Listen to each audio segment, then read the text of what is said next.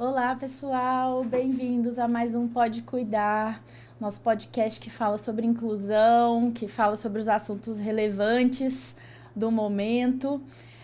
Hoje eu tô aqui com um convidado especialíssimo, que eu já estava aqui meio que tietando antes de entrar no podcast. É um prazer enorme receber um dos grandes nomes da aba na atualidade.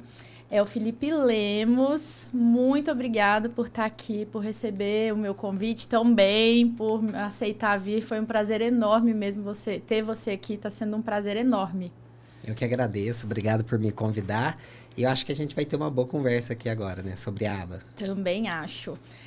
O Felipe, ele é doutor em psicologia, é um analista do comportamento, graduadíssimo, e eu vou pedir para ele se apresentar para eu não cometer nenhuma gafe. Então, vamos lá, conta da sua formação. E aí já pode começar, assim, contando mesmo sobre como você começou nesse mundo, como que, né, o que te trouxe até aqui. Então, eu sou psicólogo de formação, me graduei em Minas, na Unifenas, em Alfenas. Terminei minha faculdade em 2008 e comecei a estudar. Logo depois eu já comecei a trabalhar com escola. Então, saí da graduação de psicologia e trabalhar com escola.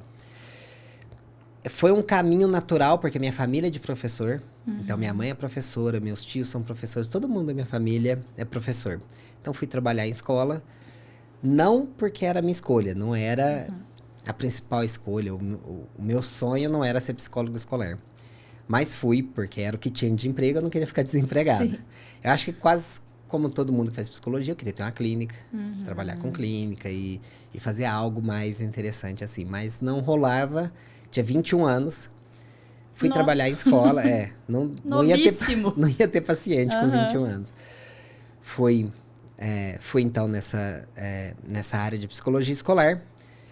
E lá o que acontecia? Eu tinha paciente que era paciente grave, paciente com comportamento desafiador. E já no primeiro ano que eu comecei a trabalhar, já tinha um paciente autista. Então, paciente não, né? Era aluno, né? No caso, né? Então, era um aluno autista. E eu já fui entrando nesse mundo. A gente conversou um pouquinho antes aqui, né? E a gente teve uma formação parecida. Então, como psicólogo da minha faculdade, era focado em psicanálise. Sim. Então, não tinha análise do comportamento. Você tinha no primeiro ano, que você fazia a caixa do Skinner ali, fazia aquele estudo básico que a gente faz, que era com um sujeito não humano, já fazia com um ratinho, tinha um rato ali pra gente fazer. Então, tive essa experiência. E não foi uma experiência que, na época, me fez pensar em fazer análise do comportamento, porque eu só tinha visto aquilo. E não tinha uma ideia de que poderia ser aplicável à vida das pessoas e que poderia ajudar as pessoas de alguma forma. Sim. Quando eu comecei a trabalhar na escola e tentei aplicar o que eu estudei em psicologia escolar, eu percebi que só não funcionava. E, gente, tudo aquilo que eu fiz na faculdade não funciona, não dá certo. E comecei a procurar outras coisas, outras ferramentas que pudessem funcionar. Uma coisa que funcionava para mim, e que ainda tem evidência na psicologia hoje, é a avaliação psicológica. Então, bom, conseguia fazer a avaliação psicológica e ter resultado da avaliação, mas não tinha o que fazer com aquilo. Porque eu sabia algumas coisas. Eu entendia o que estava acontecendo através das avaliações, mas eu não tinha recurso para trabalhar. Eu não sabia o que fazer. E foi mais ou menos nessa busca que eu encontrei a análise do comportamento aplicada. Legal. Eu queria saber alguma coisa que funcionasse, que ajudasse aqueles alunos que eu não atendia muito bem, eu não atendia os alunos num consultório, mas que eu atendia de uma certa forma, com avaliação, com orientação de professores. Então, eu queria ter algum recurso para trabalhar com eles. Eu lembro que o livro primeiro que eu encontrei foi Modificação do Comportamento. É Martin Peer, alguma coisa assim, os autores. Ou Martin Peer e alguém, alguma coisa assim, eu não lembro agora exatamente. É um livro muito didático, muito de fácil acesso, e tinha o básico da análise do comportamento, reforçamento diferencial, consegui entender bem o que era os procedimentos, e aí foi meio que uma mudança de chave, de carreira mesmo, assim, de começar a ver, cara, funciona. Tem algo aqui que tá dando certo, algo tá funcionando. Então, eu começava a aplicar os procedimentos e orientar as pessoas, e tinha eficiência. Nem tudo dava certo. Sim. Mas algumas davam, enquanto nada dava certo antes. Então, eu já comecei a ficar um pouco animado, sabendo que tinha alguma opção. Isso, a minha carreira como psicólogo escolar foi de 10 anos, 11 anos. Nossa, 2008, é bastante, né? Foi basicamente mais psicologia escolar do que clínica. Mas, no final, nos últimos anos, vamos por assim, nos últimos 5 anos, já era totalmente análise do comportamento para autismo na escola. Então, eu morei numa cidade pequena, São Sebastião da Grama, 10 mil habitantes. Era de 2013 até 2019 eu estive lá. E a gente montou, tinha 3 psicólogos na prefeitura. Nossa. Eu era um dos psicólogos. E eu montei um núcleo de atendimento com AT escolar para autismo. Então, todas as crianças autistas que estavam na rede pública tinham AT. Nossa, que raro! Então, e é uma coisa assim, que a gente tinha muito orgulho. Cara, alguém tem que divulgar isso. Nós vamos fazer um negócio. Não existe. Serviço público, Sim. cobertura total. Nossa. A gente fazia avaliação, tinha intervenção, supervisão para todos os aplicadores. Nem sei aquele pessoal o que eles foram fazer, mas era... Você pensar em 2018 e 2019, Nossa. esse tipo de serviço na escola, realmente não sei se existia em algum lugar. Mas fui fazendo isso, e nessa época eu já tinha... Acho que eu fiz a minha pós-graduação na UFSCar em 2018, ou terminei em 2018. Fiz mestrado em 2016, entrei em 2016. Fiz a pós em 2018 e entrei no doutorado em 2020. Quando eu fiz a pós, a especialização na UFSCar, eu acho que até um pouco do que a gente vai conversar, é uma universidade super reconhecida na análise do comportamento. Sim. Então, tem grandes análises do comportamento. Grande parte do que a gente tem da análise do comportamento veio da UFSCar. Essa pós da UFSCar foi uma das primeiras do Brasil de análise do comportamento. E durante a pós eu comecei a perceber algumas coisas que não funcionavam, como análise funcional, o que eu fazia não dava certo. Descobri que existia a isca, fui estudar a isca no doutorado. Então, fiz meu doutorado de 2020 a 2024 para entender como fazer avaliações de comportamentos perigosos. Porque o que acontecia... Eu caí nessa de atender comportamento desafiador, comportamento perigoso, porque quando você está na escola, são esses os casos que você atende. Sim. Porque o professor não está te chamando e fala assim, olha, tem um aluno quietinho. Com certeza. Ele está preocupado com aquele aluno que está apresentando comportamento agressivo, autolesivo e comportamentos desse tipo. Então, de uma certa forma, embora eu não tivesse focado a minha carreira em autismo, o autismo sempre esteve porque... Tinha pacientes, alunos autistas apresentando esse tipo de comportamento na escola, e eu acabava interagindo e tendo que atender. Então, de uma certa forma, eu tive que atender esses alunos autistas, e aí acabei me apaixonando pela área e querendo trabalhar com autismo. Hoje, eu tenho mais interesse em fazer atendimentos para pessoa autista do que em análise do comportamento. Só que, como análise do comportamento é o que tem mais evidência, eu acabo fazendo análise do comportamento.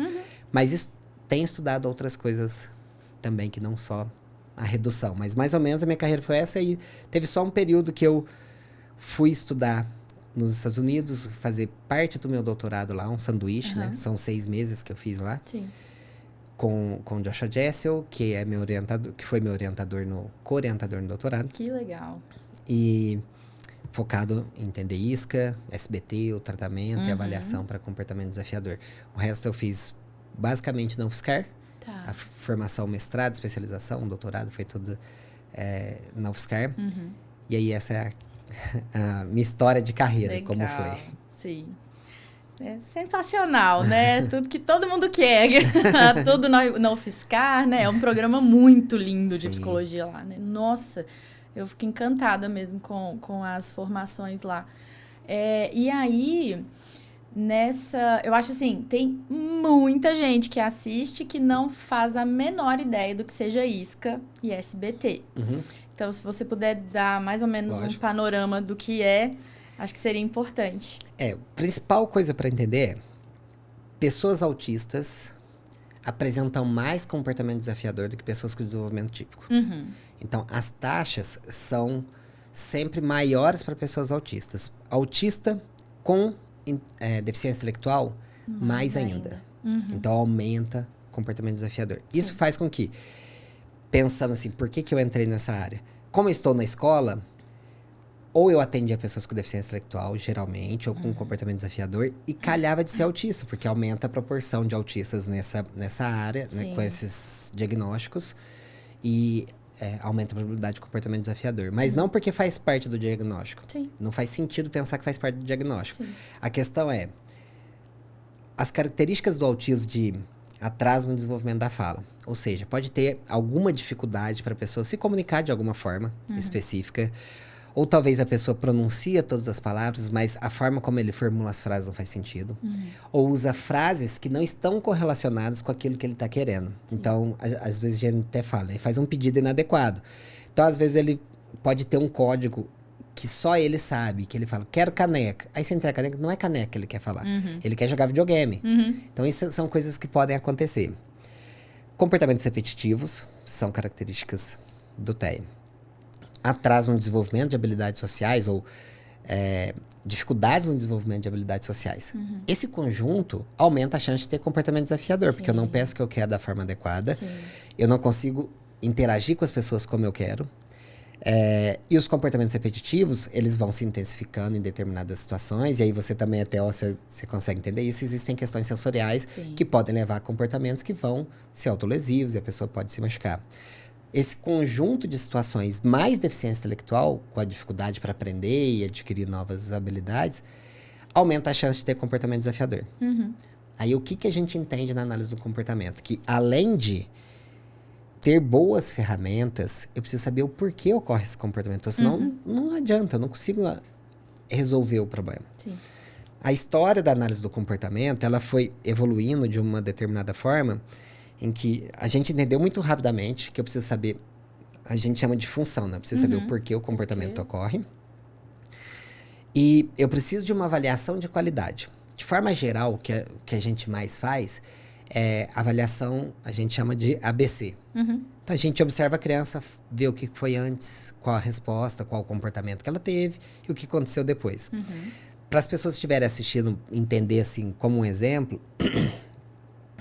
imagina que tem uma criança que está chorando na sala. Ela chora, a mãe entra e pergunta o que a criança quer, aí a criança quer coca, quer algum doce, quer alguma coisa de comer. A criança recebe aquilo que ela pediu para comer. Então, o choro, ele tem uma função de adquirir aquele item que ela queria. Quando a gente faz essa mini avaliação, é para entender o porquê a criança está chorando. Quais são as modificações que tem no ambiente? Por exemplo, estou com vontade de doce, vou chorar até que alguém venha e me dê aquele doce que eu quero. Essa é uma forma simples de ensinar, mas não é a forma que a gente deve usar para avaliar crianças que têm comportamentos perigosos, que se colocam em risco, né? Então, isso daí é a base da avaliação funcional. Sim. Mas, além disso, a gente tem análises funcionais que não vão só observar. Quando a gente teve, em 1968, é tido como o ano de fundação da ABA. Que não existe esse ano específico, mas foi quando o primeiro volume do JABA, que é o maior periódico de análise do comportamento, ele foi publicado e ele tem um artigo que são das 7 dimensões de ABA. Que é do Baer, Wolf e Risley. Esse artigo, eles vão falar que para o analista do comportamento decidir se aquele comportamento deve ser trabalhado ou não, ele tem que usar de análise experimental, é até redundância, porque eles colocam uma forma que toda análise é experimental. Então, eu preciso testar o ambiente para saber se aquele comportamento é controlado mesmo por aquilo que eu estou dizendo ou não. O que eu quero dizer? Nesse exemplo que eu dei, seria como se a criança, eu pego a Coca-Cola, deixo aqui, a criança chora, eu entrego Coca. Aí ela para de chorar, eu tiro a Coca, ela chora, eu entrego Coca. Então, esse é um experimento. Eu estou fazendo uma experiência e tendo certeza. Realmente a Coca está relacionada com a situação. A gente chama isso de análise. E por muitos anos a gente fez essa análise, não nesse exemplo que eu estou dando aqui, mas a gente fez uma análise experimental que buscava saber se o comportamento era mantido para ganhar coisas, para ganhar atenção, para fugir de tarefa, ou porque era uma questão sensorial. Então, a gente tinha mais ou menos 4 possibilidades básicas para fazer. E eu fazia isso. Eu fazia essas testagens lá na escola com o pessoal. Mas o que eu comecei a perceber é que aquilo não parecia real. Eu falei, cara, não é bem isso, porque não tá funcionando os tratamentos. Eu faço e não funciona o tratamento. Não era tão restrito, assim, a só essa análise, essas possibilidades. Na verdade, eu não tinha ideia do que era, mas alguma coisa me parecia que estava errado. Tá. A primeira vez que eu ouvi falar disso, eu achei um absurdo. Falei, cara, pode ser 4 possibilidades a vida da pessoa. Ou é atenção, ou é demanda, ou é querer itens, ou alguma coisa sensorial. Todos os comportamentos são controlados por essas 4 funções. Me parece meio doido que isso aconteça. Mas a análise do comportamento vai entrando na tua cabeça e você vai aceitando aquilo como uma realidade. Porque fala tanto e a pessoa te fala, olha aí, você não tá vendo? É assim, é isso que tá acontecendo. Com exemplo simples. Esse exemplo que eu dei é um exemplo simples que a gente consegue ver que realmente acontece. Basicamente, pensando no comportamento de birra. Eu tenho um filho de 7 anos. Faz birra? Então, às vezes ele quer...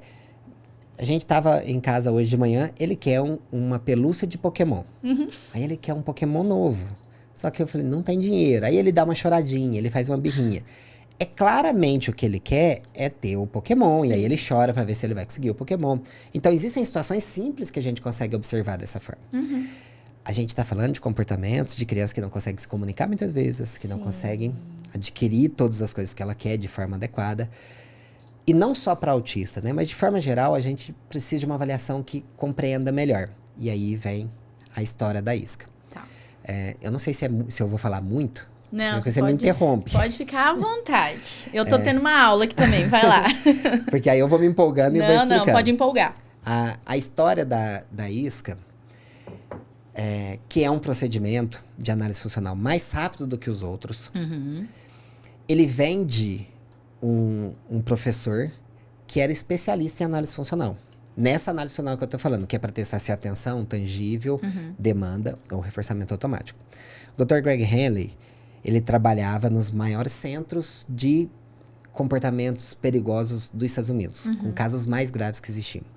Ele foi aluno do Iwata, quem criou a análise funcional. Ele padronizou esse sistema de análise funcional. Já tiveram outras testagens antes, mas o modelo dele é o que ficou mais conhecido e mais utilizado, que é de um artigo de 1982. Então, ele faz esse artigo, determina que você vai fazer essa testagem em sessões de 10 minutos, cada vez tirando atenção, dando atenção, tirando item, dando demanda, tirando demanda, para saber qual controla o comportamento. Você vai fazer isso até ter controle experimental e verificar no gráfico que alguma das condições é mais prevalente do que a outra. Isso, geralmente, levava de 300 a 600 minutos, entre uma semana a 2. Então, era um processo longo e perigoso. E aí eu vou falar coisas que não estão escritas, né? Que o Greg Henley fala pra mim. Ele falou, olha, eu tava fazendo isso e as pessoas se machucavam pra caramba, porque era comportamento de bater a cabeça na parede, de enfiar o dedo no olho. Nossa! Bater a cabeça na mesa, de dar soco em pessoas, se morder. Então, tem vários comportamentos muito graves. E por mais que você colocava material de proteção, as pessoas se machucam de alguma forma. Tá. E foi gerando um incômodo de não é possível que não exista nada mais do que isso. Tá. E eu aprendi uma coisa com ele que eu fico repetindo para as pessoas, que é importante. Quando ele começou a estudar e desenvolver o que foi a isca, que é o que eu vou explicar depois, ele não tinha muita certeza do que fazer, porque não existiam outras evidências. E a gente fica nisso hoje, muitas vezes. Mas em algum momento a gente sente, parece que algo não está ok. O que você faz quando isso acontece? Você não muda tudo e inventa uma coisa e faz do nada. Você começa a estudar uma área para ver se existem outras opções melhores. Então, quando a gente eu acho que a única coisa que tem para fazer algo que é aversivo para essa criança, eu deveria procurar mais, estudar mais. E se não existe, eu preciso desenvolver uma linha de estudo para que seja melhor. Não posso só aceitar que vai ser ruim para sempre. Porque se ele não tivesse dado esse salto, o artigo que ele propõe a isca é em 2012. Se ele não tivesse escrito, ele não tinha feito o estudo, ele não falou que ia funcionar, mas falou, olha, alguma coisa precisa ser feita, gente. Existem algumas evidências de algumas coisas aqui, se a gente juntar tudo, talvez dê alguma coisa legal. a gente ia estar fazendo a mesma análise até hoje, com poucas evidências, mas ia estar fazendo a mesma coisa. Desculpa, não era pouca evidência para análise, mas que a análise informava bons tratamentos de intervenção. Então, ele percebeu, falou, cara, não dá para ficar nessa situação. Era muito aversivo, as crianças não melhoravam. E ele fala, olha, no artigo a gente conseguia mostrar que teve uma melhora nisso, uma melhora naquilo. Mas você perguntava pra mãe, a vida dela tava um inferno. Nada então tinha talvez mudado. alguma coisa tinha mudado no ambiente que estava sendo controlado e Naqueles fora... 5 minutos que eu fiz a testagem, nesses 5 minutos ele ficou ok. E é melhor nesses 5 minutos do que o que ele tava antes quando eu fiz a análise. Realmente isso era uma coisa que acontecia. Mas não traduzia em bons resultados pra vida, isso não mudava a vida da pessoa. Continuava internado naquele hospital sem poder sair, sabe? Então, não era útil para a vida das pessoas. Quando ele escreve esse artigo em 2012, ele fala, olha, tem boas evidências de que se eu usar uma entrevista com os cuidadores, eles sabem o que está acontecendo com o filho. Que legal. E eles vão informar muita coisa pra gente. Então, o que ele fez? Ele criou uma entrevista que colhesse informações para que a gente pudesse fazer uma análise funcional. E aí, ele já tinha dados de que... Por que as pessoas não fazem análise funcional? Por quê? É longa, difícil, precisa de um lugar especializado e é cara. Então, ele precisa de uma análise funcional curta, que seja fácil, que não precise de lugar especializado e que não seja cara. A isca tem essa ideia, eu preciso ser mais rápida. Ao invés de testar todas as condições, é demanda, é tangível, é atenção, é forçamento automático, faz de uma forma sintetizada. Eu faço a entrevista para saber o que acontece. Sabe o que é interessante? Só a analista do comportamento pensa que é separado, porque no resto do mundo é normal as coisas acontecerem junto. Mas na nossa cabeça as coisas são separadas. Então, o que ele descobriu é que no mundo real, o que acontece é o seguinte. A criança, ela não chora porque tem tarefa. Ela chora porque ela não quer fazer tarefa e quer brincar. Então, a gente fica tentando descobrir, será que ela quer brincar ou quer fazer tarefa? Ela quer as duas coisas. Ela quer fugir da tarefa e quer brincar. Escola é isso. Qualquer professor vai te falar, qual que é a melhor aula? Educação física. É sempre muito mais legal a educação física, porque a educação física é meio que jogo, a gente vai jogar, vai fazer alguma atividade que é interessante. E além de... O que deixa ela melhor? Não ter uma aula com caderno. Então, fugir da aula, da sala de aula, para fazer educação física, é sensacional. A criança fugir da sala de aula para ir lá fora tomar água, já fica bom. Porque é tão aversivo que a água fica legal, que a interação social que ela tem fora fica legal. Então, não é nem só demanda, ou tangível, ou atividade. É uma interação entre as duas coisas. De forma geral, é uma interação entre coisas que a gente não quer fazer com coisas que a gente quer fazer. Então, ele descobriu isso. A isca é uma análise funcional que você faz entre 15 e 20 minutos. 15 e 30 minutos a gente termina essa análise funcional. E que você descobre como fazer o comportamento da criança começar e como parar. Essa que é a ideia. Eu não quero saber se é atenção, se é demanda, nada disso é importante. Eu preciso saber, eu consigo começar a deixar a criança um pouquinho nervosa e parar? Porque essa é uma outra diferença. A gente foca nos comportamentos que a gente chama precursores. Que são aqueles sinais de que as coisas vão dar errado. Mas eu não quero ver a criança desregulada e com comportamentos graves. Não quer ter que tenha uma ação mais ali na hora que ela já tá totalmente desregulada. Não, você vai olhar para o antes Pro que tá começando. Eu vejo aqueles sinais. A criança dá um grito. A criança faz uma expressão facial de que tá brava. A gente olha para esses pequenos sinais inicialmente. Quando a gente descobre esses sinais, a gente entrega as coisas que supostamente fariam parar. Olha, Joãozinho, não precisa fazer tarefa mais e pode brincar com seus brinquedos. Ao invés de fazer, não pode fazer tarefa. E aí eu faço um tanto de vez, não preciso mais fazer tarefa, depois eu vou fazer com brinquedos. A gente faz tudo junto. Porque na vida as coisas acontecem juntas, eu não preciso separar. Não existe na vida um momento que eu falo pra criança assim, ó. Agora você não pode fazer tarefa. Agora você não precisa mais fazer tarefa. E o que a criança faz? Fica parada. Não existe. Se ela não precisa fazer tarefa, ela vai fazer uma outra coisa, né? Vai brincar. Então, isso é o que acontece com todo mundo, de forma geral. E aí, essa ideia dessa análise, de fazer assim, tornou mais rápida, menos traumática, porque eu não levo a criança para situações extremas. E informa um tratamento. Essa avaliação, ela vai informar um tratamento que ensina basicamente a criança a comunicar, tolerar o não, quando a gente tem que falar não para ela, e cooperar com atividades. Tá. Então, esse foi o protocolo que ele criou e que, no meu entender, quando eu tento ler o que aconteceu na área de aba, foi o start que teve para a gente ter uma mudança de valores em análise do comportamento. Tá. Porque outras coisas começaram a surgir, mas depois desse artigo. Talvez não estão referenciando o mesmo artigo. Mas esse artigo, ele é parte de um movimento de mudança de como a gente vê a análise do comportamento. Então, ali naquele ponto, eu acho que teve uma ruptura com o que era a aba. Tá. Embora, se a gente for olhar no que é fundante da aba, em 1968, as dimensões de aba, o que a gente faz continua fazendo igualzinho. Sim, sim. Só que a gente adiciona uma coisa que é validade social, que é aquilo que eu falei que não tinha quando o Greg Henley fazia no hospital. Validade social os pacientes não estavam felizes, a família não estava feliz e o resultado não era bom para aquelas pessoas. Sim. Então, como a gente não tinha validade social, aquilo não era aba, porque tem que ter validade social, e a gente meio que retornou. Talvez, fizemos um retorno para o que realmente é aba. Tá. E aí, esse artigo que você está falando é de 2012, então. Então, é recentíssimo essa mudança de, vamos dizer, paradigmas aí, de começar a falar da 8ª dimensão, da compaixão e tal. 2012. Falar de compaixão... É mais recente ainda, né? O primeiro artigo que eu me lembro, e eu posso estar perdendo algum, tem um artigo que é Taylor e colaboradores de 2019, que fala sobre compaixão com familiares, como a gente vai lidar com familiares, com os profissionais. Então, não falando especificamente do atendimento, mas trabalhando de uma forma geral o conceito de compaixão.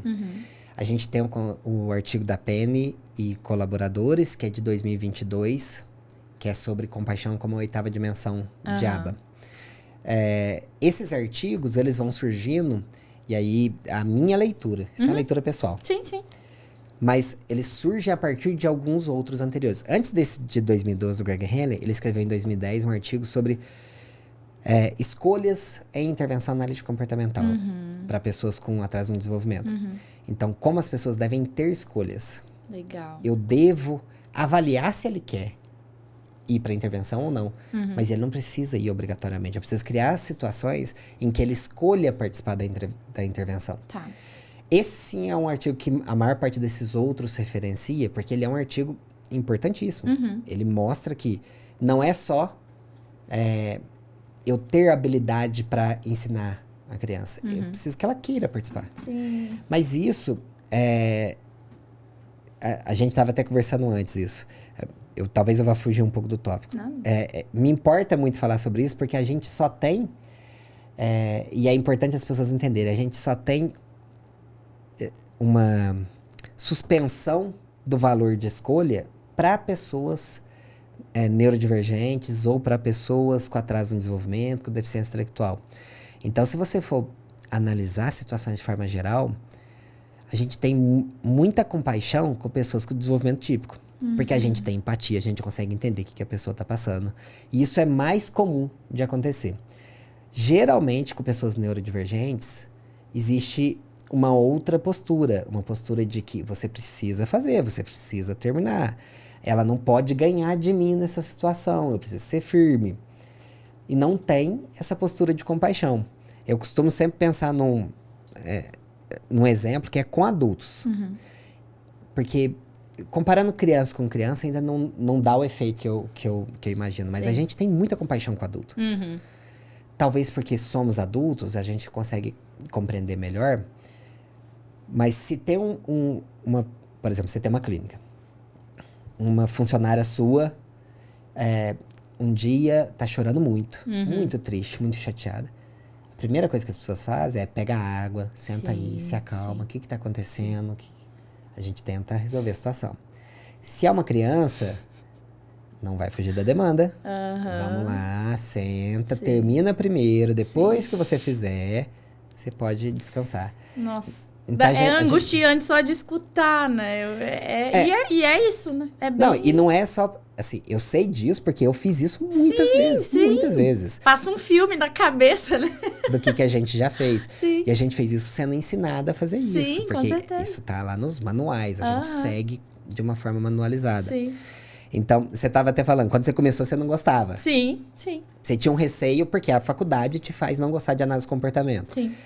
E aí eu vou falar para as pessoas, quem não gosta ainda, gente, faz sentido. Sim. Porque muitas vezes é feito de uma forma aversiva para as pessoas. A forma como os nossos clientes são tratados não é uma forma digna e com respeito. Muitas clínicas fazem dessa forma. Mas o que eu posso dizer, isso é a aba que é aplicada, não é a aba que deveria ser. Sim. Porque não tem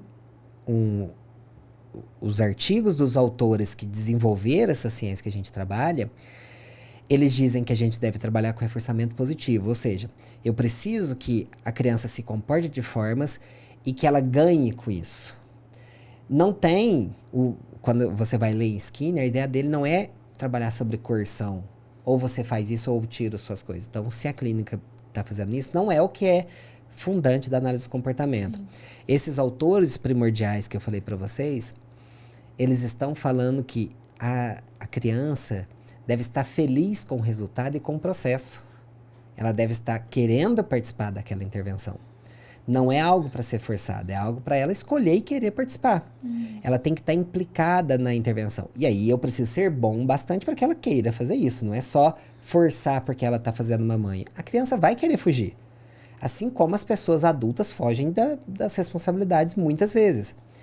Mas o bom terapeuta, ele é aquele que consegue tanto deixar a criança feliz no contexto que é para ser feliz, com brincadeiras, quanto fazer com que ela queira participar da intervenção. Então não basta apenas eu tirar as coisas quando ela se comporta de forma inadequada. Eu preciso ter habilidade para fazer com que ela queira participar. Isso é a análise do comportamento sendo feito de forma real. Os estudos da análise do comportamento estão mostrando isso. É isso que funciona. Eu preciso ter esses valores para atuar. E aí a gente chega, né, nos estudos de compaixão que vão falar justamente isso. Ter compaixão em aba não é mais algo opcional. Nunca deveria ter sido, porque não é o que os autores primordiais da aba diziam. Ter compaixão em aba é minimizar sofrimento. Sim. Mas olha que interessante. Não deveria ser uma coisa pra gente discutir, que isso é uma coisa muito simples. É óbvio que tem que minimizar o sofrimento. Sim. Mas em algum momento a gente entendeu que o sofrimento faz parte do processo. Você tem que sofrer. É como se colocasse o aprendizado a qualquer custo, né? Então, assim, o importante é que funcione, que seja uma pessoa, um indivíduo funcional. Então, o aprendizado tem que acontecer. E aí vai ser a qualquer custo, com sofrimento ou com choro. Mas ele aprendeu a fazer, aprendeu a usar o banheiro, aprendeu... Nossa, super funcional, mas não, né? Não é, não deveria ser, né? E tem uma ideia que é muito importante para a aba, que foi muito importante e que deixou de ser a partir de um tempo. Que era uma ideia que era fuga de demanda. Fuga de demanda era a coisa que mais se falava, que é isso que você está falando. Não vou, você tem que aprender, não vai me enrolar aqui não. Sim. Porque é óbvio que a criança está fugindo de demanda. Em nenhum momento a gente vai falar, não, a criança não está fugindo. Não, está fugindo sim. Mas o meu papel não é impedir a fuga de demanda, é fazer com que ela queira participar. Sim. Só que dá mais trabalho. Muito, né? Você tem que ser um excelente terapeuta para se desdobrar de várias maneiras e entender. Dessa maneira não funcionou, mas eu posso mudar, e aí a criança interessou mais, e ela vai querer executar, e aí a partir daí eu vou desenvolver um canal de aprendizagem, né? Dá um trabalho danado, né? Então, muito mais trabalho. Sim. E olha, a gente tá desde essa época desenvolvendo artigos e provando, dá para fazer isso, tá? Porque a ideia inicial, não dá para fazer, vocês estão doidos, isso aí vai dar tudo errado. Sim. Não tem como fazer isso. O que a gente sabe hoje? Dá para fazer. Funciona. E é muito interessante que a gente faça isso. Primeiro, uma coisa que eu não faço mais, eu tento ensinar as pessoas de como não precisar fazer isso, é o procedimento que existia antes, que era chamado de extinção de fuga, mas é uma extinção isolada. Extinção, gente, é quando a gente não oferece mais o que a criança quer, quando ela está tendo um comportamento desafiador, crise, birra. Seria, vou voltar naquele exemplo que eu dei, a criança está chorando porque quer coca, quer um doce. A mãe, o que ela faria? Enquanto ela tá chorando, não dá coca. Sim. Não dá doce. Sim. O que a análise do comportamento nos mostra? Que se eu não entregar, ela vai parar.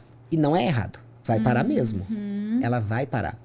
Só que ela para depois de muito sofrimento. Sim. Existem outras coisas que eu posso fazer. Ô, Joãozinho, o que você quer? Coca. Você pode pedir coca. A hora que você pedir coca, eu pego coca. É melhor pedir do que chorar. Então, eu começo a ensinar outros comportamentos que entram no lugar daquele que era o desafiador. Como isso era feito? Eu não sei se você aprendeu assim, você vai me falar se aprendeu isso, que eu aprendi isso. Quando tem o comportamento desafiador, o que a gente faz é ignora, não olha e mantém a demanda. Então, você tá aqui, ó, pega a mãozinha da criança, olha pro lado e vai fazendo tarefa. E vai fazendo tarefa, até terminar a tarefa. Isso gerava muita crise. A criança chora muito, a criança ficava muito chateada, a criança não quer voltar no outro dia. Então, a gente teve muitos desses problemas na análise do comportamento que foram de procedimentos mal interpretados ou porque a gente achava que a fuga de demanda era a coisa mais importante do mundo. Hoje, a gente não faz mais isso.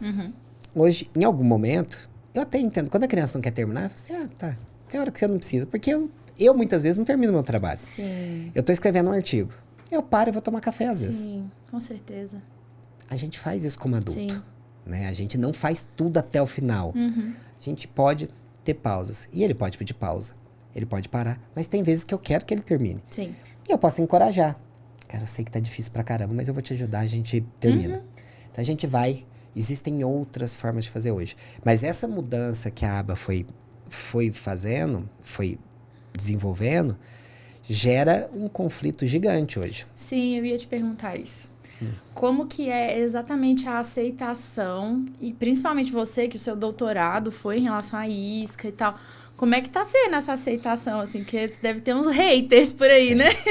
Tem haters. Eu imagino. Na verdade, assim, eu não conheço os haters, mas eu sei que tem. Ainda bem, eu sei que tem. Eu também não uso mais rede social. Até você falou do Instagram, assim, eu tenho uma pessoa que cuida do meu Instagram e ela só me informa, às vezes, que eu tenho que responder alguma coisa.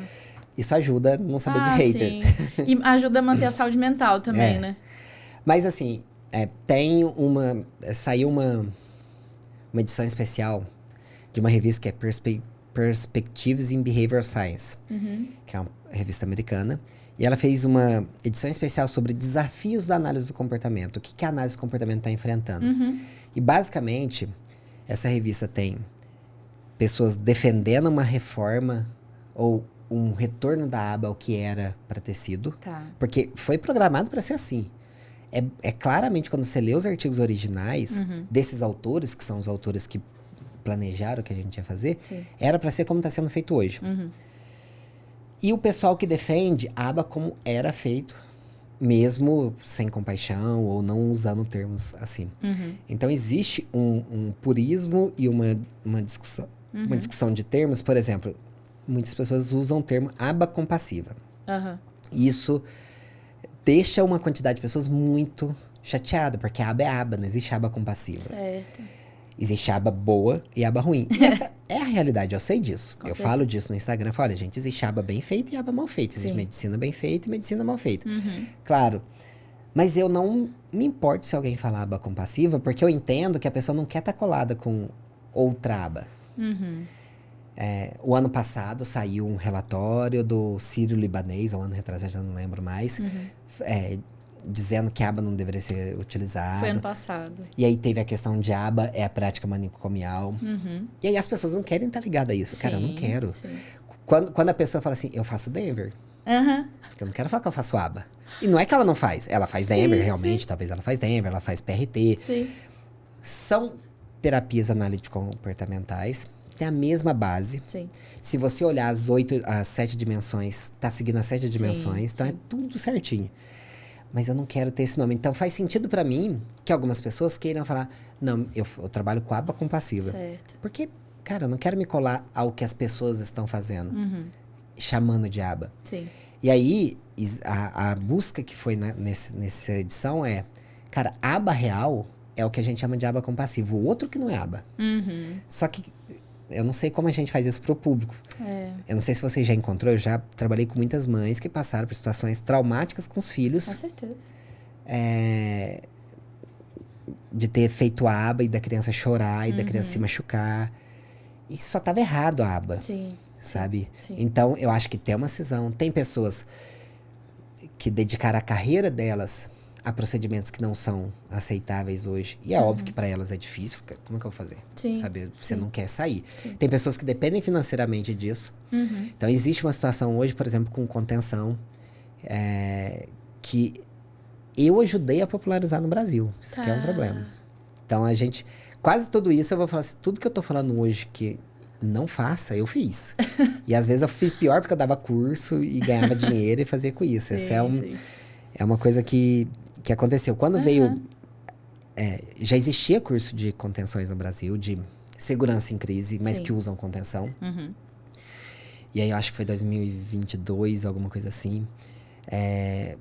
Um grupo de pessoas, eu estava no meio, trouxe uma associação para o Brasil que treinou a gente e começou a dar cursos por aí.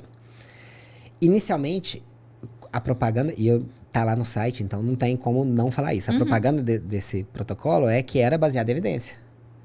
Só que, olha aí, era todo mundo ali, o mínimo que tinha era fazendo um doutorado. Mas todos tinham o mínimo mestrado ou doutorado. Quem não tinha doutorado estava fazendo doutorado. E a gente não chegou se era baseado em evidência ou não.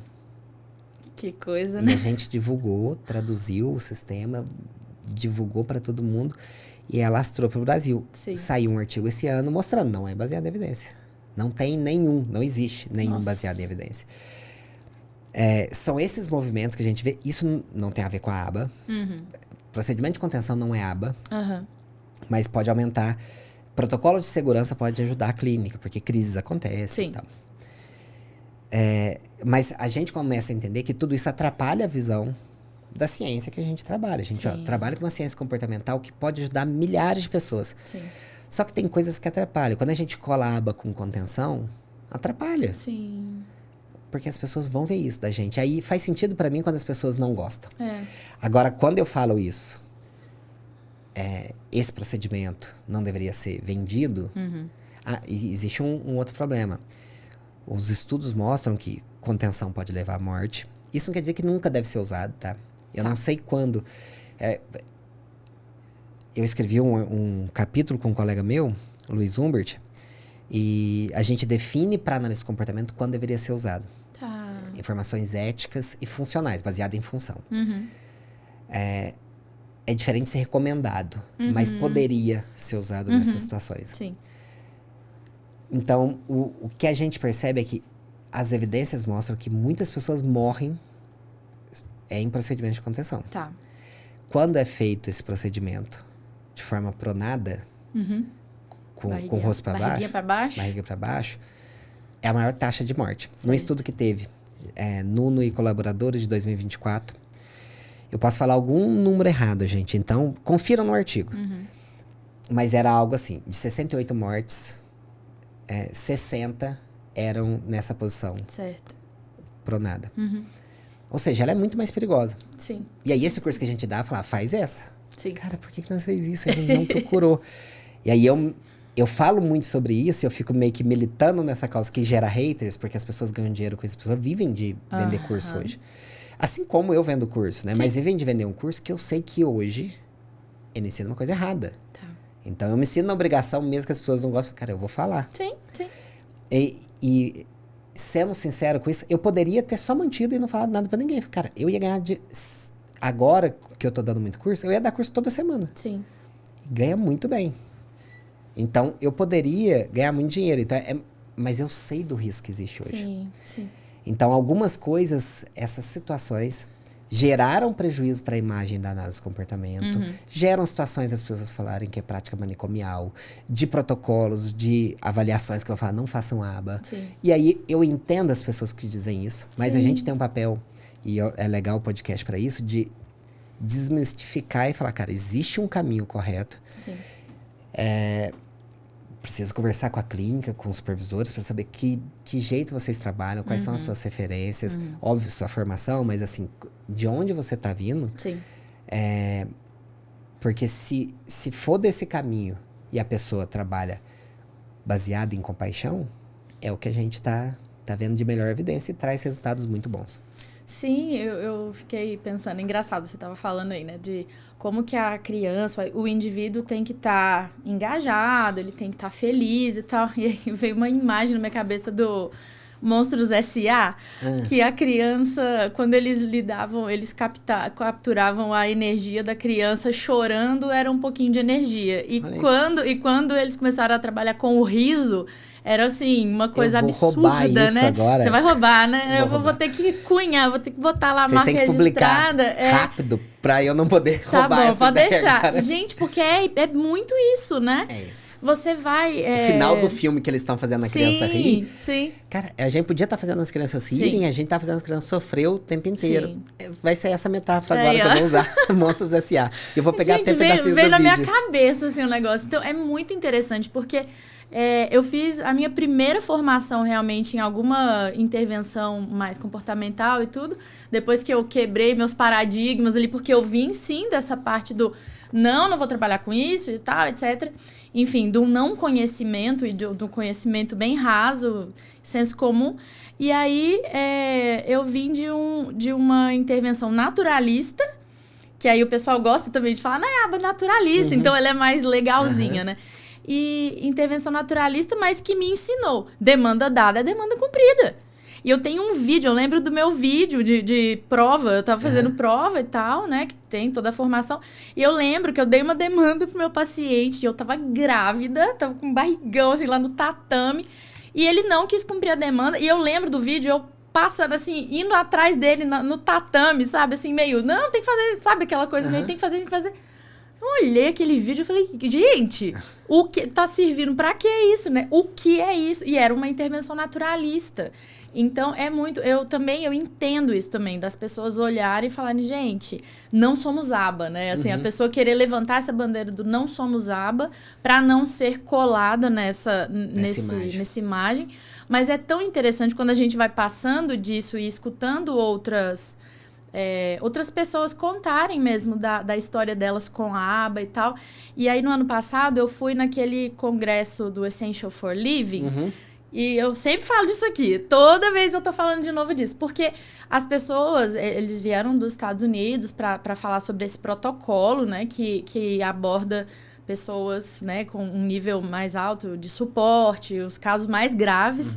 E aí, outro dia, eu tava até revendo as fotos do congresso, e aí tinha uma fala de um dos criadores, ele falou assim, não desistam dos casos mais graves, eles precisam de suporte, mas um suporte digno, né? Então, assim, é uma coisa tão linda, era uma choradeira no congresso, sabe? Ele chorava, e eu falava assim, gente, olha que coisa, né? Isso aqui é aba, e tem sido a aba que eu tenho aprendido mais, sabe? Então, é muito legal isso. Só que realmente vai demorar muito pra gente conseguir trilhar um novo caminho. Eu acho que construir uma nova imagem disso tudo, né? Eu acho que é o Robert Freeman, eu acho que é esse o nome do autor, que é do Essential for Living. Patrick... Não, Patrick... Patrick alguma coisa. Patrick... bom, é Patrick. Patrick. O Essential for Living é um protocolo bem legal mesmo. Ele, muito legal. Existe até ele fala do Greg Henley em vídeos, o Greg fala muito dele. Todo curso que o Greg fala, eu falo assim, cara, façam o Essential for Living, que é essencial. Então, são protocolos que se casam muito e que funcionam. Mas, como você está falando, assim, é interessante que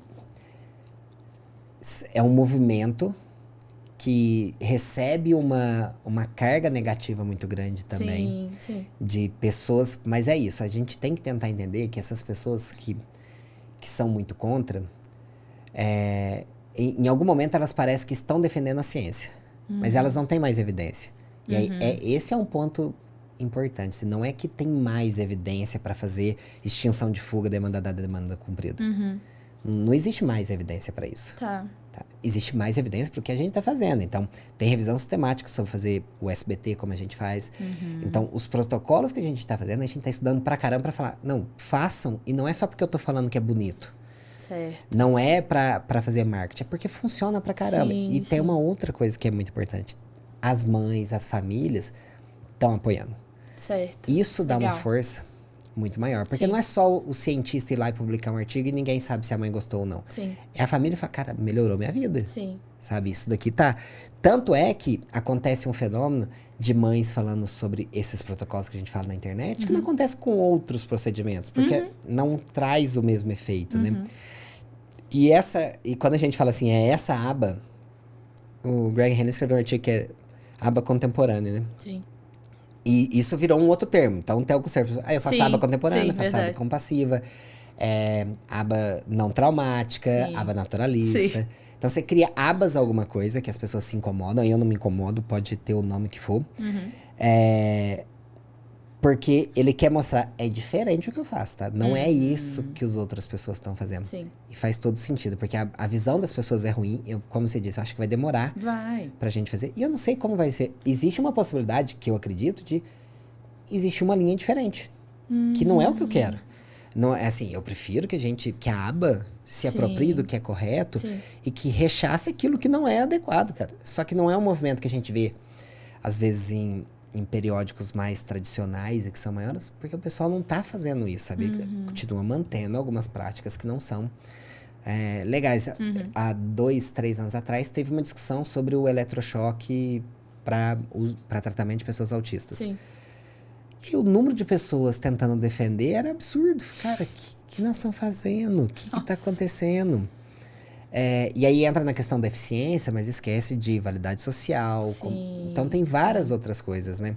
Que as pessoas esquecem. Então, a gente falou aqui antes, eu não sei se o pessoal que te acompanha já ouviu falar, se você já falou em algum outro podcast sobre PBIS.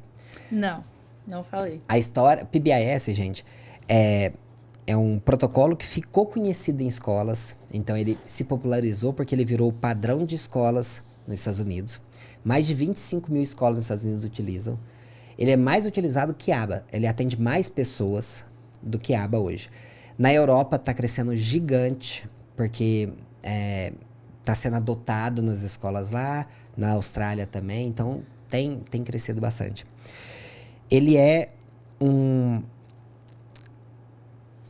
a tradução é apoios e suportes comportamentais. Que BBIS? Essa é de escola, Positive será? Behavior Intervention Support. No suporte, tá. Apoios e suportes para intervenções comportamentais, algo assim, positivos. Quando o Horner, que é o autor que desenvolveu basicamente o PBIS, fez, não é escola. A ideia não era escola. E ele se tornou muito conhecido em escola. Era não ser... Na verdade, o foco não é tão individualizado. Ele é mais abrangente em comunidade, casa, escola. Então, é um foco mais abrangente. Mas tem uma coisa que é muito, muito importante. O filtro de uma intervenção no PBIS é valores. Atinge determinados valores que a sociedade precisa. Senão, não vai fazer. Tá. Tem várias análises de comportamento extremamente famosas que foram migrando para esse movimento. Eu digo um movimento porque foi um movimento de mudança. Por exemplo, você fez o curso PRT. Sim. Robert Kogel e Lynn Kogel. Eles participaram da criação do PBIS. O livro, um dos livros mais importantes do PBIS, são eles que organizaram. Tá. O livro de PBIS. Junto com todos esses outros autores. Eles têm um movimento do PRT, porque o que era feito de aba também não era adequado para aquelas pessoas. Ted Carr, que é um dos autores mais importantes, Ted Carr, ele foi quem desenvolveu o treino de comunicação funcional. Ele é muito importante na análise do comportamento. E ele escreveu em 1996 um artigo que era a transfiguração da aba, que ele falava como a aba ela vai morrer porque é muito fria. Tá. Ainda usa punição, usa diversos procedimentos que não são adequados. A PBIS vai substituir a aba. Isso está acontecendo em várias partes do mundo, isso é realidade. Eu não sabia disso. Tá acontecendo. Sim. Por exemplo, na Austrália, os planos não pagam mais, só pagam PBIS. Só pagam PBIS, não pagam aba mais. Sim. Porque PBIS está olhando para os valores da sociedade. A parte do positivo, do apoio comportamental positivo, é porque somente procedimentos que sejam teoricamente positivos, e aí não falando sobre função, como a gente fala, reforçamento positivo e negativo, seriam adotados. Então, a história do PPAS é ter um filtro de valores primeiro. Tem um procedimento que é super eficiente, mas passa no nosso valor, não. Então, a gente vai estudar melhor e vai fazer melhor, porque isso não vamos fazer. E isso me impactou muito. Falei, cara, isso foi um movimento. O PBAS era para continuar na aba, só que não conseguia publicar mais em periódico de aba. E eles, em 2001 ou 2002, criaram uma revista de PBAS. Era PBS só na época. E começaram a fazer publicações por fora, começaram a desenvolver esse sistema que em escola ficou popularizado, então virou meio que uma coisa de escola depois. Mas quando você lê, é tudo aba sendo escrito. Porque é análise de comportamento aplicada raiz. É todas as coisas que a gente faz. Só que tem procedimentos que não entram. Procedimento de punição ou coisas do tipo assim, provavelmente não vão ser feitos. E isso lá em 96 ele tinha falado. No artigo de 78 do Wolff, que é o artigo de validade social, é muito importante esse artigo porque ele fala um artigo sobre validade social, não lembro o nome completo, ou sobre como a aba está encontrando seu coração. Porque ele fala, a aba é vista como uma ciência fria, que não tem coração. E a ideia dele é, cara, dá para ter coração. Que é, minimamente, as metas, os procedimentos e os resultados têm que ser validados pelas pessoas que participam e pelos familiares. Isso lá em 78 a gente sabia que ia dar errado. Aí foi 91 do artigo do Bayer e Schwartzman. Eles, acho que é Schwartzman, é um nome bem difícil. Mas Bayer eu sei que é o segundo autor. Em que ele falou, se não integrar validade social, não vai pra frente. Aí a gente tem o Ted Carr de novo falando a mesma coisa em 96. Isso são anos e anos se repetindo. Aí o Greg Hanley em 2010, falando sobre escolha. A gente tem o pessoal com o movimento de compaixão. Isso é cíclico, mostrando, cara, o que vocês estão fazendo? Como que a gente vai acordar e fazer o que precisa ser feito para essas pessoas?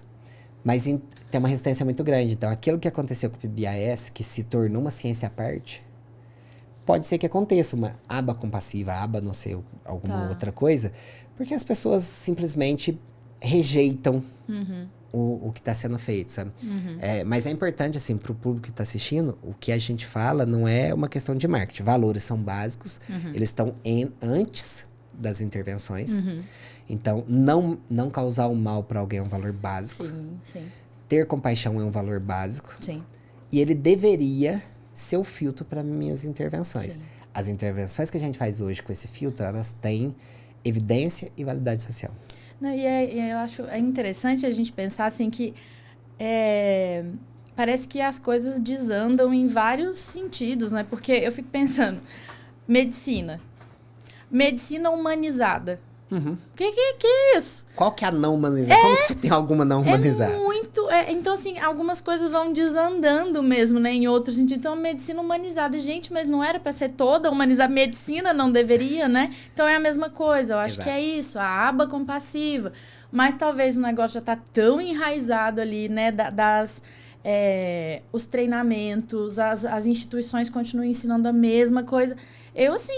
Ano passado eu passei por um momento de pegar uma clínica para supervisionar, e aí comecei a ter mais proximidade com assistentes terapêuticas que, sim, tinham esse comportamento ainda, né, de, assim, ignora, dá comandos diretos, firmes e não, né, apaga a luz, faz isso, não sei o quê.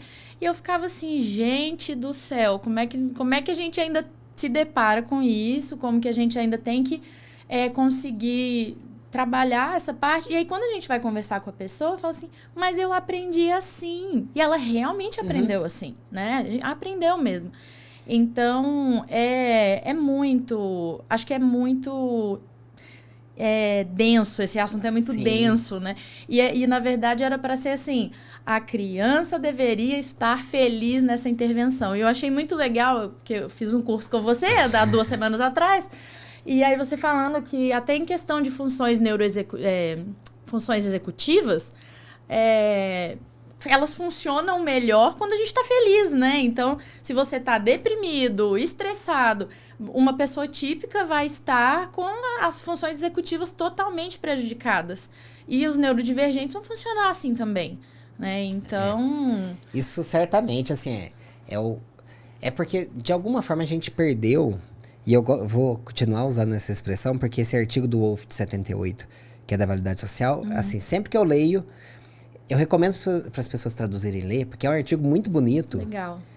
Porque eu falo, cara, faz 50 anos que o cara tá falando disso, sabe? E ele já tá prevendo várias vezes o que vai acontecer. Sim. E a expressão que ele usa de encontrar o coração é muito interessante, porque obviamente a criança tem que ser feliz. Gente, quem ficou doido que achou que não precisava ser feliz? Sim. E aí, as pessoas andando nos comportamentos se preocupam com evidência. Então, existe uma loucura que é tipo assim... Loucura que eu vou dizer, as pessoas vão entender. É óbvio que eu quero evidência também. Sim. Mas, se não tem evidência, eu não faço. Bom, se não tivesse evidência pra ser feliz, eu faria do mesmo jeito. Porque, cara... Você precisa me falar um artigo, mostrar... é importante ser feliz. Não, é lógico que é, caramba. Então, isso é o mínimo. Sim. Tem que ser feliz. O que as pesquisas mostram? Que... Quando o meu cliente está feliz, ele vai ter melhor resultado, ele vai participar mais da intervenção e menos comportamento desafiador. As pesquisas em variadas áreas vão mostrando a mesma coisa. Sim. E tem mais uma ideia que a gente tem, que é... Pessoas felizes, elas levam mais tempo para entrar em crise. A gente chama isso de distância motivacional. Então, imagina assim, que aqui... É uma pessoa com todas as coisas que ela quer, com tudo na vida dela dando certo. Emprego tá legal, salário tá legal, relacionamento afetivo tá legal. Todas as coisas estão muito legais. Ela leva uma multa. Ela fica chateada, mas ela não entra numa crise. Porque a vida dela tá tão boa que uma coisa não estraga a vida dela. Sim. Só que imagina que essa pessoa perdeu o emprego, perde o relacionamento, não tem salário, tá com dívida... E leva uma multa. A chance daquilo desestabilizar ela é gigante. E a gente vê que os nossos clientes, eles não estão aqui no muito feliz quando eles chegam à clínica. Eles já começam do neutro, meio assustado, não sei o que é. Então, o primeiro trabalho do terapeuta é deixar ele muito feliz. Legal. Para depois começar a dar demanda para não chegar em crise. Então, se você não tem a habilidade de deixar o cliente feliz, não tem como fazer terapia. Essa é, quando a gente fala em valores, esses estão sendo os valores que a gente tenta propagar hoje. Isso não, eu não preciso de ciência antes. Embora a gente esteja fazendo, a gente está fazendo pesquisa para mostrar cada dia mais o quanto é feito de estar feliz, porque isso vai convencer de uma outra forma. Mas antes disso eu já faria, porque basicamente você precisa estar feliz aqui na clínica. Você querer vir para a clínica. Se seu pai te traz arrastado, tá errado. Você tem que vir. Isso daí me lembra, nesse tempo que eu falei que eu fiquei nos Estados Unidos, é que casa de ferreiro, espeto de pau, né? A gente fala e não faz. Meu filho tinha 3 anos, tava numa escolinha lá. E ele entrou, ficou 3 meses assim, ótimo, adorava, ia pra escola, já tava muito bom no inglês, falando bem. Aí um dia ele não queria mais ir. E eu levava ele arrastado, gente, chorando. Arrastava ele, colocava, fechava a porta da professora e saía correndo. Que essas coisas acontecem em clínica, né? Do pai trazer e fazer. Sair de fininho ali, isso aí. E aí a gente tem, como terapeuta, que ter a habilidade de estudar como essa criança fica feliz. Desenvolver protocolos para deixar ela mais feliz. Para daí, então, começar a ensinar alguma coisa. Porque estando do meio para cá, já estou de neutro para infeliz, não vai aprender nada. Tá. E aí, quando a gente para pensar assim... Tá bom, mas tem casos que já chegam extremamente cronificados. E aí, a única coisa que deixa aquela criança feliz é celular. Ou, né, que é comum. Ou bala, doce, ou etc, etc. Como é que a gente vai pensar que talvez ela possa estar até tendo um prejuízo exatamente pelo que deixa ela feliz? A gente precisa criar novos repertórios, né? E acho que a ideia é muito essa, né? A gente quer que tenha essa expansão, tenha mais possibilidades. Como que fica, assim? Como é que a gente pensa em trilhar esse caminho? Você disse, isso ela já chegou com todos esses... Já chegou bem cronificada. Às vezes uma criança até mais velha, né? Que, Sim. Tem 12 anos. A gente, nesse período de atendimento meu período como em clínica, em supervisões, eu peguei muitos casos de paciente traumatizado total, assim, não quero Se você parece terapeuta, ele já não se Certo. aproxima. Justamente, a gente falou algumas coisas aqui. Muitos procedimentos de contenção, intervenções inadequadas. Então, a gente teve alguns casos em Curitiba, dessa forma. E aí, eu posso te falar assim, primeira coisa, tem solução. Tá. A gente consegue atender esses pacientes adultos, Legal. muito crônicos. Uhum. A gente consegue fazer. Recebi esses dias um vídeo de uma ex-supervisionanda lá de Curitiba, de um pacientinho que estava até a casa dele, era assim, com grade, com todas as coisas. Ele é adulto, muito machucado. Batia nos pais, e assim, e ele cantando parabéns fora da casa, e super feliz, assim. A gente consegue, mas você precisa trabalhar numa perspectiva não traumática. Existe uma coisa que é difícil de traduzir para o português, mas nos Estados Unidos é cuidado informado por trauma. Cuidado que olha para o trauma antes de fazer uma intervenção. Então, esses pacientes cronificados, como você falou, que já chegam receosos de tudo, já em crise. Sim. O meu objetivo não é que ele entre na clínica, fique na clínica primeiro, ou que... O meu objetivo primeiro é que eu não seja uma presença que traumatize mais, então não quero retraumatizar. Não posso ser um gatilho para esses comportamentos. E passa tudo por tentar recuperar alguma coisa que já deixou ele feliz. Cara, o que deixou ele feliz? Então, a maior parte desses pacientes a gente atende em casa, quando são muito crônicos. Tá. Tento recuperar momentos de felicidade em que não existe agressão ou autolesivo. Certo. E a gente estende isso até ser possível fazer uma análise funcional, que é a isca que a gente vai fazer. Legal. Porque provavelmente a gente não consegue fazer rápido essa isca. Sim, Porque eu não consigo nem aproximar, não deixa eu chegar. Sim. Então, como eu não posso aproximar dele, a gente não consegue fazer nada. Sim. E teve alguns que... É isso que eu te falo assim, que eu fico tentando recuperar as coisas que eu fiz de errado. Tanto de vários tipos de curso. Vários desses que eu atendi passaram por procedimentos de contenção. Sim. E o trauma foi através de contenção, de procedimento que não fui eu que ensinei diretamente, mas que eu dei curso para pessoas que deram curso e isso foi avançando.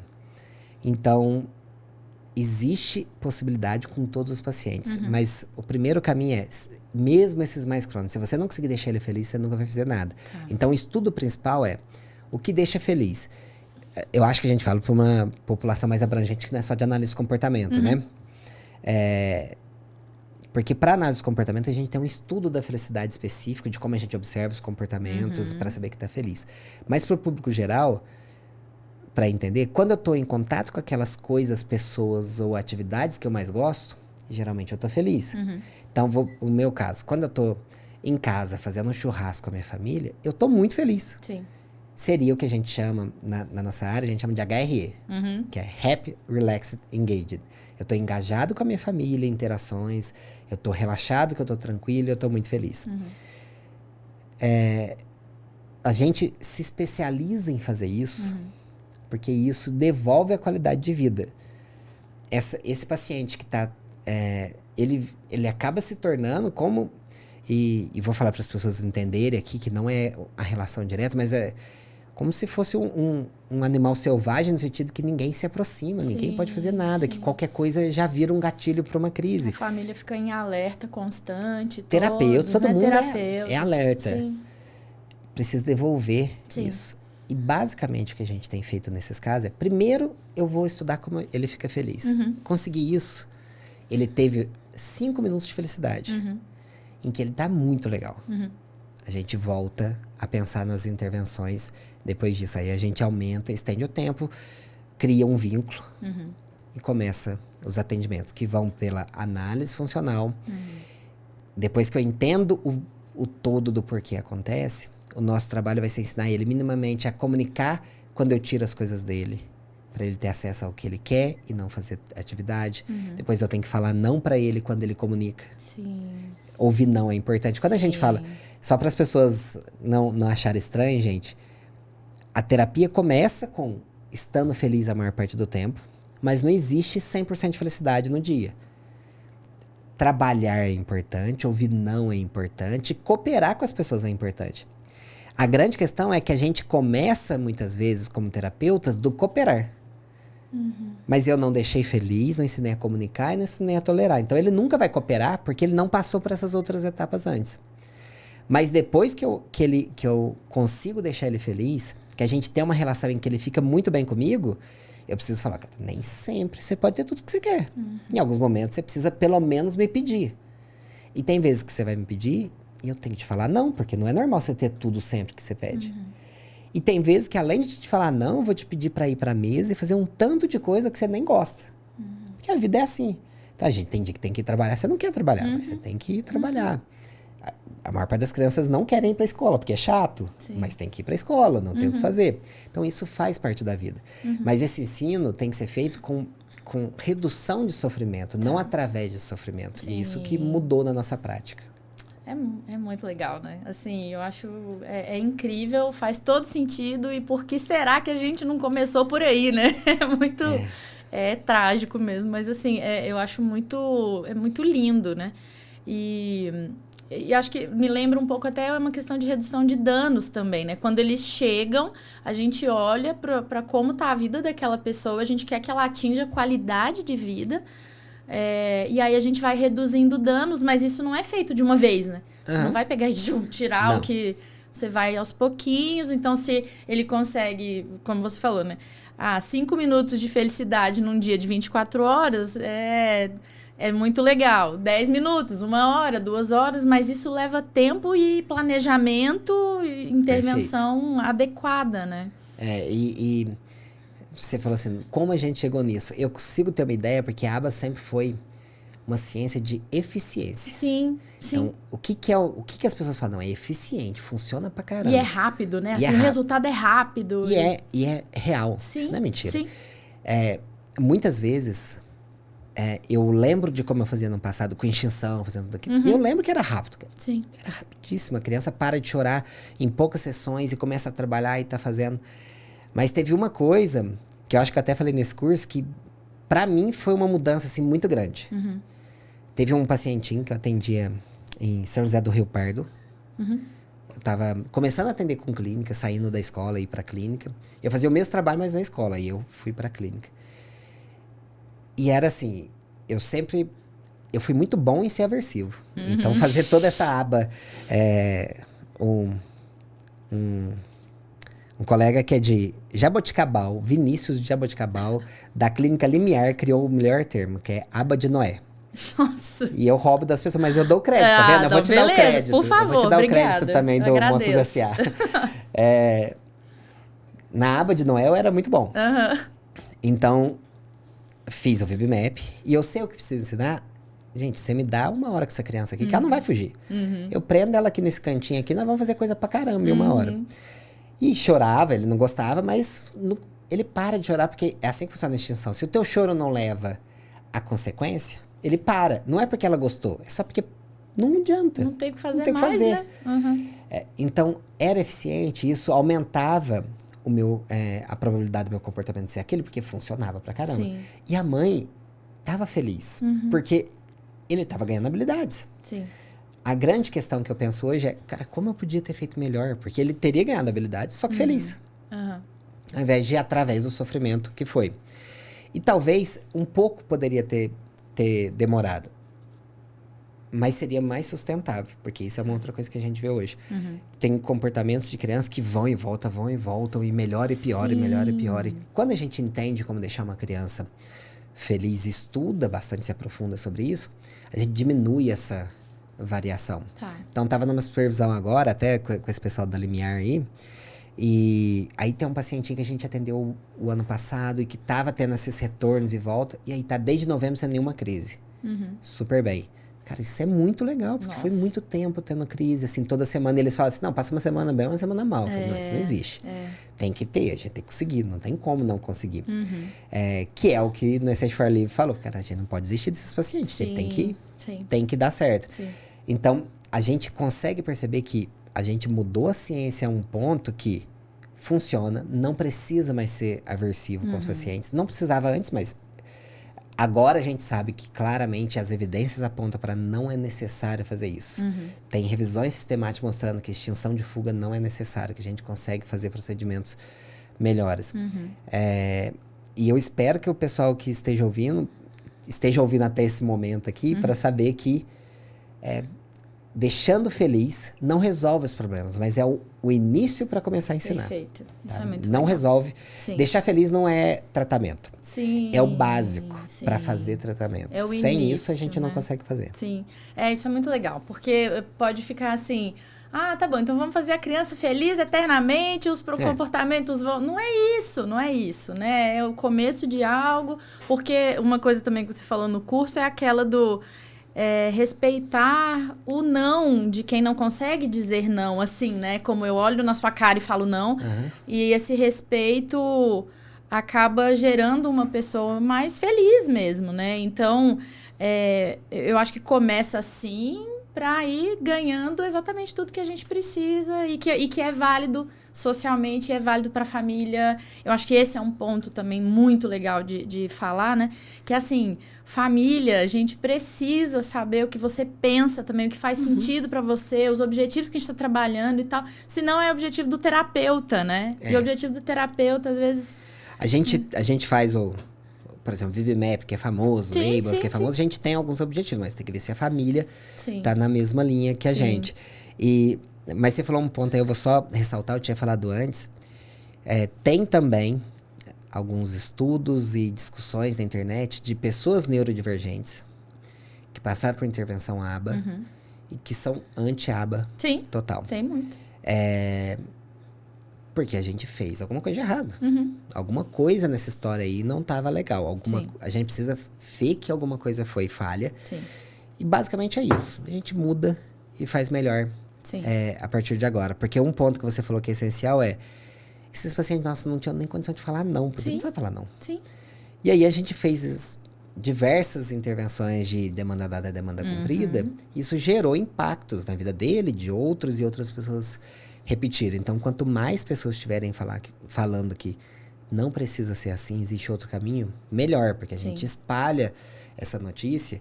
E eu não sei se cabe para colocar, eu mando referências para vocês para colocar no link do vídeo. Nossa, coloca as referências para ver se eu não tô tirando da minha cabeça não, gente. Existe isso, tá? Voz Tem da minha estudo, cabeça não, né? A gente não quer voz da minha cabeça. E eu lembrei de uma paciente minha também que agora com 8 aninhos, altamente traumatizada pela permanência na escola. Então, tinha, assim, aquela coisa do tem que estar na sala, tem que sentar, tem que tal. E ela chegou para mim dessa maneira. E aí, agora a gente ia fazer o retorno dela para a escola. E foi muito... Tá com uma AT muito bacana e tal, mas foi muito interessante que o pessoal da escola viu que em uma semana ela estava muito resistente, e aí ela ia para a quadra, ficava, né, circulando às vezes, e elas queriam uma forma de ajudar para que ela pelo menos entrasse na sala e começasse a entender que aquilo era um espaço que ela também poderia estar. E aí o pessoal da escola teve a iniciativa de decorar a sala toda de galinha pintadinha. Que legal. E decorou, que ela é apaixonada com a galinha pintadinha. Então, a gente ficou muito surpresa, né? Porque é uma escola, ter essa iniciativa e tal.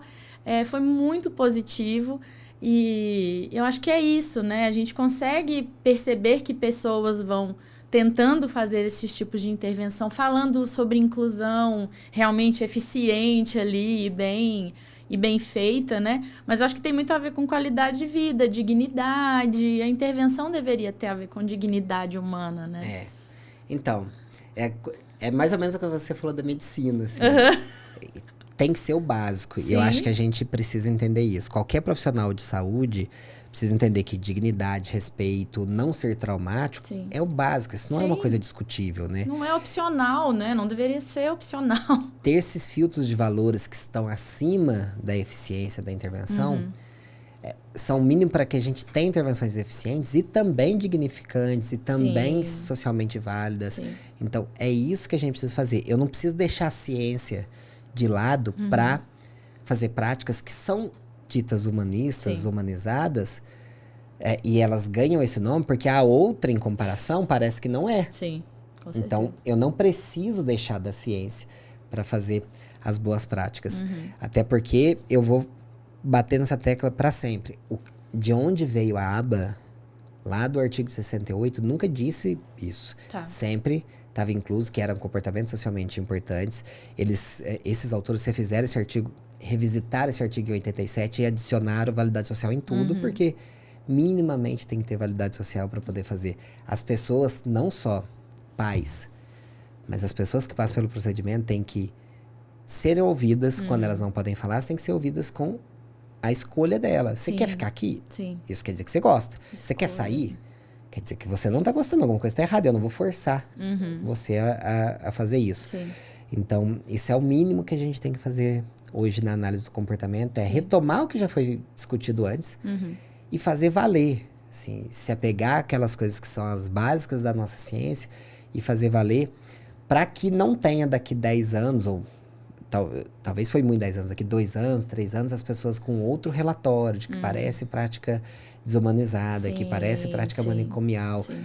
E que a gente talvez tenha orgulho de falar que é analista do comportamento. Porque quando você não sabe muito bem, você fica meio que tipo assim, né? Assim, eu trabalho com autismo e tal. Você fica um pé comportamento, né? Falar o máximo isso, né? Que você fala.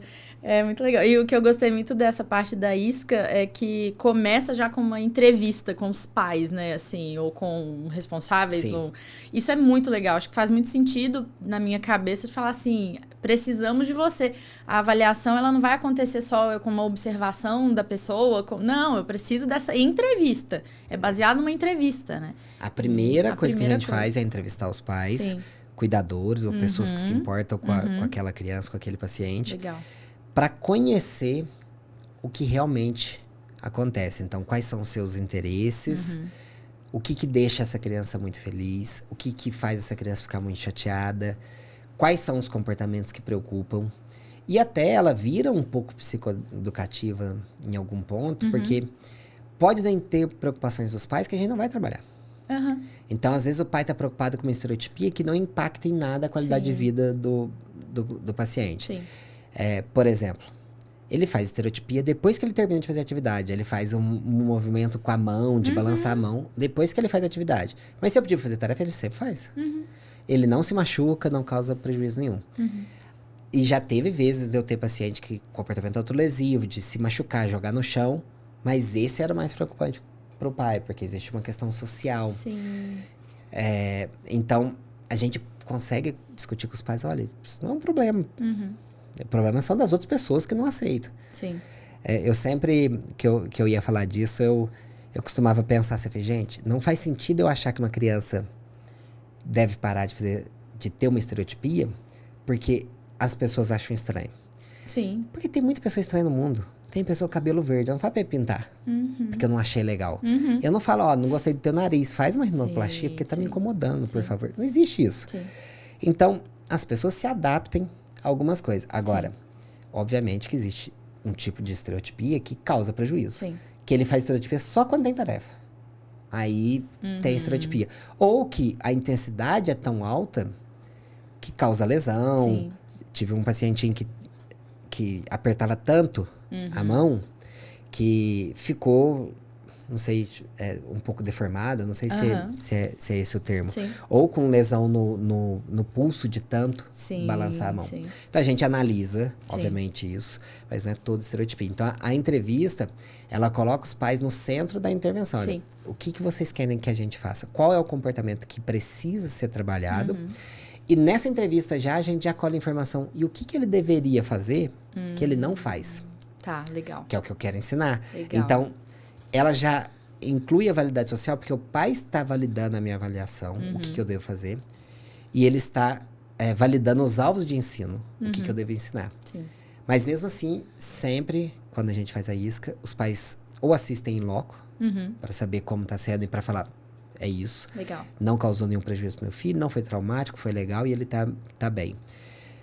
Ou assistem o vídeo quando a gente apresenta, e a gente mostra o vídeo, aí eles vão validar, olha, é isso mesmo, tem a ver com o problema que acontece em casa. Porque algumas avaliações que a gente faz, eu vejo as pessoas tentando convencer o pai de que aquele é o problema. Não, o pai sabe qual que é o problema, gente. Ele tá com o menino todo dia em casa. Eu não preciso convencer o pai do problema. Eu preciso mostrar a avaliação e fazer, é isso que acontece na sua casa? Certo. E ele fala, Bom, agora eu vou fazer a intervenção. Se eu precisar convencer o pai de que aquele é o problema, não vai dar certo. Certo. Ah, muito legal. Eu acho que ainda tinha mais papo para uns Ficaríamos 3 dias, mais, né? isso, mas infelizmente a gente vai ter que encerrar. Sim. Eu agradeço muito mesmo, eu acho assim que além de ser uma aula, é muito legal poder ver assim que existem pessoas que estão trilhando esse caminho, construindo mesmo formas diferentes, sabe, de pensar. É muito legal você vir aqui falar sobre isso, porque atinge pais, atinge profissionais, estudantes. Então, a minha ideia sempre foi essa, de pensar assim num podcast que fale sobre inclusão. É disseminar informação de qualidade, né? Então, a partir do momento que você se dispõe a estar aqui, um tempo precioso, né? Eu acho que é muito legal você fazer parte dessa disseminação mesmo de conteúdo de qualidade, para as famílias terem acesso a isso, né? É muito importante. Então, muito obrigada. Eu que agradeço, acho que é uma oportunidade para mim de poder falar. Na verdade, eu acho que eu não fiz muitos podcasts, principalmente falando sobre esse tema, porque a gente conversou antes, as pessoas estão mais interessadas em saber dos problemas do que das soluções, né? Chama mais atenção quando a gente fala de problema. E principalmente que você está na mesma cidade, a gente está na mesma cidade, a gente está com um podcast aqui, então fico muito feliz. Espero que continue aí o podcast e que tenha muitas pessoas legais aí trazendo informação para o pessoal. Bacana, muito obrigada, viu? Gente, é isso então por hoje. Tem muita coisa boa aí para vocês assistirem. Assistem, compartilhem, porque isso aqui foi preciosíssimo, tá? Muito obrigada. Até a próxima, então. Até mais.